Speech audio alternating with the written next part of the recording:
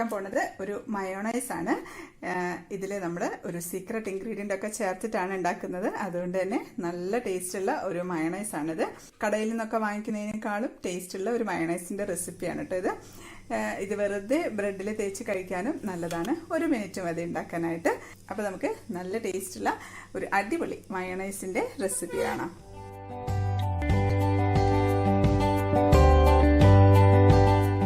Video തുടങ്ങുന്നതിന് മുമ്പ് ഒരു കാര്യം ഞാൻ ഓർമ്മപ്പെടുത്തട്ടെ. സബ്സ്ക്രൈബ് ചെയ്യാത്തവരുണ്ടെങ്കിൽ സബ്സ്ക്രൈബ് ചെയ്യാൻ മറക്കരുത്. സബ്സ്ക്രൈബ് ചെയ്തവർ സബ്സ്ക്രൈബ് ബട്ടൻ്റെ അടുത്തുള്ള ബെല്ലൈക്കണും കൂടെ പ്രസ് ചെയ്യാൻ മറക്കല്ലേ. ബെല്ലൈക്കൺ പ്രസ് ചെയ്യുന്ന സമയത്ത് അതിൽ ഓൾ എന്ന ഓപ്ഷൻ പ്രസ് ചെയ്യണമെങ്കിൽ മാത്രമേ ഞാനിടുന്ന വീഡിയോസിൻ്റെ നോട്ടിഫിക്കേഷൻസ് നിങ്ങൾക്ക് കിട്ടുള്ളൂ. പലർക്കും നോട്ടിഫിക്കേഷൻസ് കിട്ടുന്നില്ല എന്ന് പറയുന്നുണ്ട്. അതുകൊണ്ടാണ് ഞാനൊന്ന് ഓർമ്മപ്പെടുത്തുന്നത്. അപ്പോൾ നമുക്ക് മയോണൈസ് ഉണ്ടാക്കാം. അതിനുവേണ്ടി ഞാൻ ഒരു മുട്ട എടുത്തിട്ടുണ്ട്. മുട്ട ഞാൻ എഗ് വൈറ്റും യോക്കും സെപ്പറേറ്റ് ചെയ്യുന്നില്ല. മുട്ട അങ്ങനെ തന്നെ എടുക്കുകയാണ്. ഇനി ഇതിലേക്ക് നമുക്ക് ചേർക്കേണ്ടത് ഒരു വെളുത്തുള്ളി എടുത്തിട്ടുണ്ട്. ഇത് വെളുത്തുള്ളി മുഴുവൻ ഇടണ്ട. ഇതിൻ്റെ ഞാനൊരു 1/4 ഭാഗം എടുക്കുകയാണ്. 1/4 ഭാഗം എടുത്തിട്ടുണ്ട്. ഞാൻ വെച്ച് ജസ്റ്റ് ഒന്ന് പ്രസ് ചെയ്ത് കൊടുക്കുകയാണ്, ഒന്ന് ചതയ്ക്കാനായിട്ട്.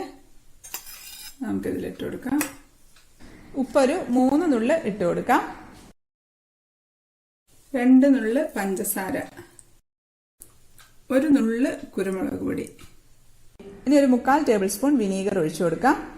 പുളി അധികം വേണ്ടാന്നുണ്ടെങ്കിൽ 1/2 ടേബിൾ സ്പൂൺ ഒഴിച്ചാൽ മതി കേട്ടോ. അപ്പോൾ വിനീഗറിന് പകരം നാരങ്ങാനീര് ഒഴിക്കാം. നാരങ്ങാനീരാണ് ഒഴിക്കുന്നതെങ്കിൽ മുട്ടയുടെ വെള്ളം മാത്രം എടുത്താൽ മതി കേട്ടോ. 2 മുട്ടയുടെ വെള്ളം എടുക്കാം. ഇപ്പോൾ മുട്ടയുടെ മഞ്ഞയും കൂടെ ഇടുന്നത് കൊണ്ട് വിനീഗർ ഒഴിക്കുന്നതാണ് നല്ലത്. പ്രസ് ബട്ടൺ വെച്ചൊന്ന് പ്രസ് ചെയ്തിട്ട് അടിച്ചെടുക്കാം.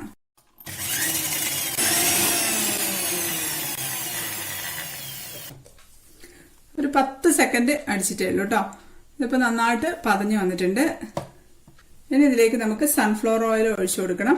ഇതൊരു 1/2 കപ്പ് എടുത്തു വെച്ചിട്ടുണ്ട്. മുഴുവൻ ഒഴിക്കുന്നില്ല, ഒരു 3/4 ഭാഗത്തോളം ഒഴിച്ചിട്ടുണ്ട് 1/2 കപ്പിൻ്റെ. അതൊന്ന് പ്രസ് ബട്ടൺ വെച്ച് പ്രസ് ചെയ്യാം.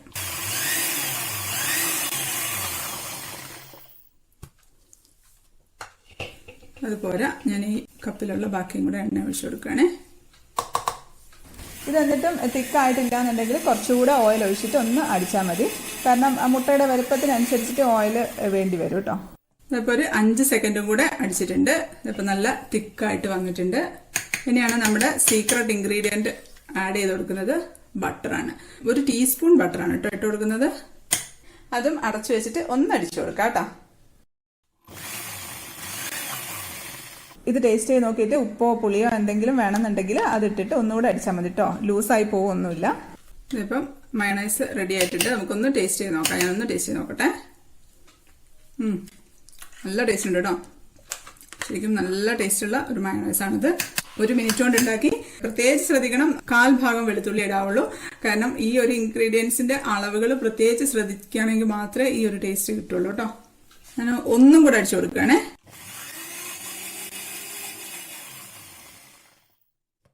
നല്ലോണം പിന്നെയും തിക്കായിട്ട് വന്നിട്ടുണ്ട്. ഇതൊരു പാത്രത്തിലിട്ടിട്ട് ഫ്രിഡ്ജിൽ വെച്ചാൽ മതി. ഫ്രിഡ്ജിൽ വെക്കുകയാണെന്നുണ്ടെങ്കിൽ ഒന്നുകൂടെ തിക്കാവും കേട്ടോ. പെർഫെക്റ്റ് ആട്ടോ. നല്ല അടിപൊളി ടേസ്റ്റാണ്. നിങ്ങൾ ഒരു പ്രാവശ്യം ഇതുപോലെ ഒന്ന് ഉണ്ടാക്കി നോക്കൂ. പിന്നെ നിങ്ങൾ മയോണൈസ് ഇതുപോലെ ഉണ്ടാക്കുള്ളൂ. അപ്പോൾ ഇതാ നമ്മുടെ മയോണൈസ് റെഡി ആയിട്ടുണ്ട്. ഞാനൊന്ന് സെർവ് ചെയ്യാണേ. ഒരു പുതിനയുടെ ഇലയോടെ വെച്ച് കൊടുക്കാം. ഒരു ഭംഗിക്ക് അത്രയേ ഉള്ളൂ.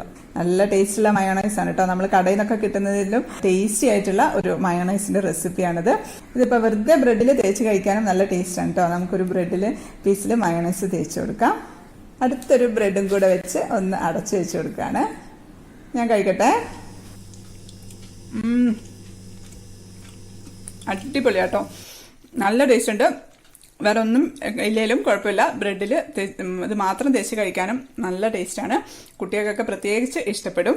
ഇതിനിപ്പോൾ നമ്മൾ പ്രിസർവേറ്റീവ്സ് ഒന്നും ചേർത്തിട്ടില്ല. അതുകൊണ്ട് തന്നെ ഇത് ഒരുപാട് കാലമൊന്നും സൂക്ഷിച്ച് വെക്കാൻ പറ്റില്ല. 2-3 ദിവസമൊക്കെ ഫ്രിഡ്ജിൽ വെച്ചിട്ട് ഞാൻ എടുക്കാറുണ്ട്. മയോണൈസ് ചേർത്തിട്ടുള്ള അടിപൊളി ഈസി റെസിപ്പീസാണ് കേട്ടോ അടുത്ത് വരുന്നത്. അതുകൊണ്ടാണ് ഞാൻ ആദ്യം മയോണൈസിൻ്റെ റെസിപ്പി ഇട്ടത്. വീഡിയോ ഇഷ്ടപ്പെട്ട ലൈക്ക് ചെയ്യാനും കമൻറ്റ് ചെയ്യാനും ഷെയർ ചെയ്യാനൊന്നും മറക്കല്ലേ. അപ്പോൾ എല്ലാവരും ഉണ്ടാക്കി വെച്ചോളൂ. അടുത്തൊരു അടിപൊളി റെസിപ്പി ആയിട്ട് കാണാം. അതുവരേക്കും stay happy, stay positive. By.